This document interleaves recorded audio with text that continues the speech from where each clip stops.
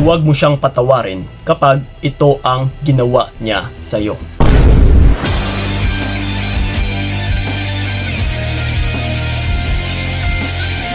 Yes, ito mga utol, sa video na ito ay ginawan po natin ng mga gawain na kung saan na dapat hindi na kailangan patawarin yung partner mo once na nagawa niya ito sa'yo. Kasi may mga ngilan-ngilan kaming natatanggap na humihingi ng advice, but gano'n na nga, kung napapansin or kung titignan natin ay dahil lang din sa may mga maling ginagawa yung mga partner nila ay still kumakapit pa din sila. Pinapatawad pa din nila, pinagbibigyan pa rin nila ng another chance. So kaya ito, paulit-ulit na nasasaktan ng nasasaktan. Nahihirapan at saka nahihirapan syempre. Kasi klarong-klaro na eh. No, kumbaga pa, nandito sa mga sasabihin natin, yung mga gawain na kung saan ay hindi mo na kailangan dapat na patawarin or tatanggapin pa. Kasi ito at ito lang din yung magbibigay sa iyo ng pasakit. Mawawalan ka ng peace of mind dito. So pero ito, 5 bagay lang naman ito utol na pinaka-importante sa lahat-lahat. And once na marinig nyo ito lang, no? Huwag nyo nang palagpasin.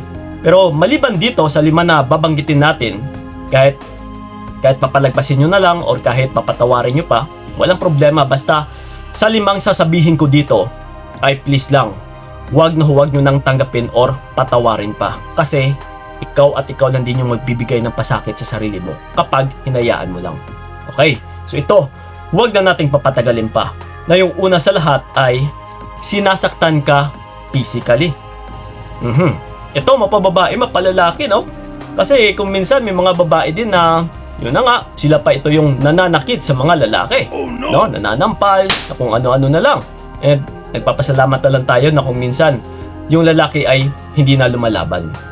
Pero ganun pa man, mapababae, mapalalaki, kapag yung partner mo ay nananakit physically, kahit isang beses pa lang ito nangyari utol, huwag mo na agad patawarin.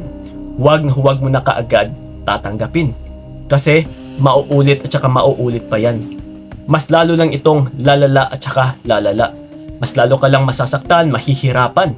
And tiyak, mapagsisihan mo lang balang araw kapag nagstay ka pa sa taong ito. No? So nakadepende lang din ito sa atin eh. Na kung alam mo naman din pala na sinasaktan ka niya physically and then nagstay ka pa, so naturally or you should expect na sasaktan at saka sasaktan ka pa ng taong ito. Because we are still dealing with the same guy. Siya pa rin yan naman utol. Okay? So yun. And then ito, yung pangalawa natin is yung minumura ka. No! Yeah. Ito, nakadepende lang ito sa atin, no? Na kasing tao. Kasi pagdating sa akin utol, ayaw ko po ng partner na nagmumura or minumura ako. Kasi dati nangyari ito sa akin eh. So once ko palang narinig yun sa kanya, no? So parang umantig na yung tenga ko, teka lang. Parang hindi tama to ah. And hinayaan ko nga, but yun na nga, naulit at saka naulit pa. So sabi ko, deserve ko ba yung ganitong klaseng tao? Ito ba yung halaga ko? Minumura lang? No, kung may respeto yung taong ito sa akin, dapat hindi niya ako mumurahin. And kung ito man yung nakasanayan niya, pues hindi ito yung tao or yung babae na para sa akin. Kasi nagmumura. No, hindi to pwede sa akin. So nakadepende po yan sa inyo. Na kung okay lang sa'yo, baka ikaw rin kasi mismo ay palamura, then nasa sa inyo po ito. Pero yun na nga mga utol, yung respeto sa ating sarili is nakadepende ito kung paano natin pinapahalagahan din yung ating sarili. Tandaan nyo po yan. Okay? So yun. And then ito, yung pangatlo is hindi nagparamdam ng walang dahilan. Take note ha, kapag walang dahilan.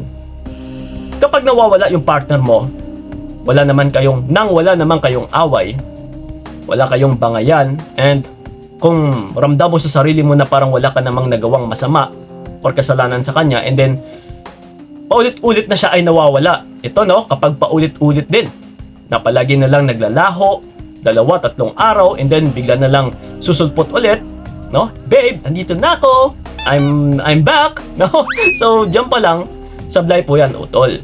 Now, which is, kung ganito or ginaganito ka palagi ng partner mo, wag mo nang tanggapin. Wag mo nang patawarin. Kasi, yun na nga, uulitin ko.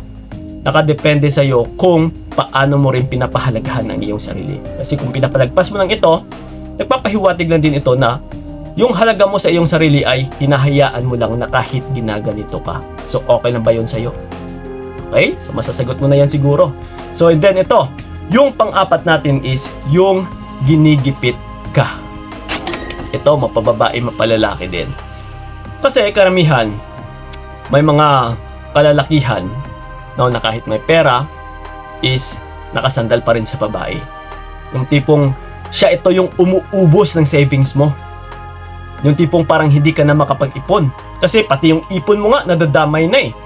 Yung ipon mo nga is nababawasan na din eh. So paano ka makapag-ipon talaga? So kapag ganito utol, red flag po yan. Na kung paulit-ulit kang inuutangan, hinihiraman, no? Likewise na rin sa mga kalalakihan dyan, na may mga babae din kasi na, yun na nga, kapit sa patalim. So sakit sa ulo.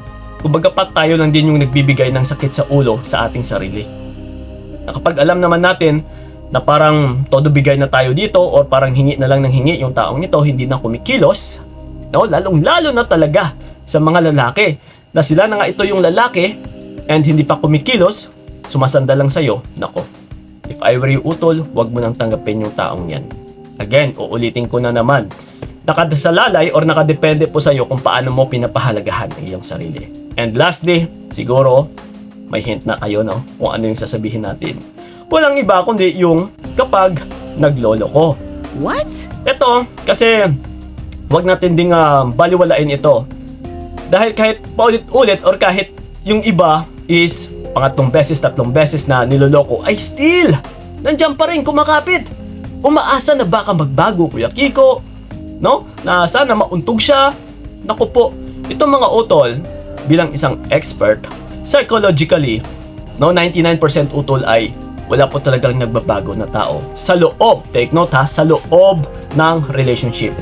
Ibig sabihin, hanggat andyan ka pa, hanggat kayong dalawa pa ay hindi po yan makaka-realize yung taong yan. So nangyayari lang po yung pagbabago ng isang tao kapag siya ay nakaranas ng pagsisisi. No, dito po kasi papasok yung realization. So paano din magsisisi yung taong ito kung nandyan ka pa rin naman? Nakukuha niya pa rin naman yung kagustuhan niya. Kumbaga pa, walang nagbabago. Walang nawawala. So kailangan mong may tanggalin ka, kailangan mong umatras. Kailangan mong ipakita na pwedeng mawala yung isang kagaya mo kapag ginaganito ka niya palagi. Paulit-ulit na niloloko. So hindi po yan makatarungan utol. So hanggat maaari, na kahit isang beses pa lang or sa unang pagkakataon pa lang kayong niloko, huwag nyo na pong tanggapin. Huwag nyo na pong patawarin. Nasa sa atin lang po talaga yan utol. Kaya tayo nasasaktan, nahihirapan dahil tayo lang din ang nagmamatigas. Sobrang tigas kasi ng ulo natin dahil mahal natin yung tao, no? Kasi gusto ko pang kumapit, kasi mahal ko siya, Kuya Kiko, nahihirapan akong kumalas. Pero yung hindi mo alam, habang kumakapit ka dyan, habang hindi ka umaatras ay mas lalo kang mahihirapan. Kumbaga pa yung pako sa puso mo ay bumabaon ng bumabaon hanggat kumakapit ka pa. So kailangan or kailan mo pa yan pipilitin utol? Kailan mo pa disiplinahin yung sarili mo? Kailan mo pa kontrolin ang iyong sarili? Tandaan mo, yan at yan yung taong nagpapahirap sa'yo. Yan at yan yung taong sumisira ng peace of mind mo. Ha, tandaan mo yan utol. Kasi kung pinapalagpas mo ng ito, wala. No? Paulit-ulit ka lang na mahihirapan at saka mahihirapan. So yun lang po yung 5 bagay. No? Maliban dito sa kung ano man dyan, about sa maliliit na pera, or whatsoever, no? Na kung anong issue man dyan, pwede nyong ipalagpas. Pero kapag nangyari yung 5 bagay na naibanggit ko dito, huwag nyo na pong palagpasin. Huwag nyo na pong patawarin. So uulitin ko na naman, no, sa huling pagkakataon. Nakadepende lang po sa'yo kung paano mo nire-respeto ang iyong sarili. Kung paano mo rin pinapahalagaan ito. Copy? So yun lang po mga utol. Sana ay nakatulong yung video na ito. And then sa mga nais ako makausap one-on-one, PM nyo lang po ako sa aking FB page na Payong Kaibigan ni Kiko. Yes, magsiset po tayo ng appointment para sa inyo.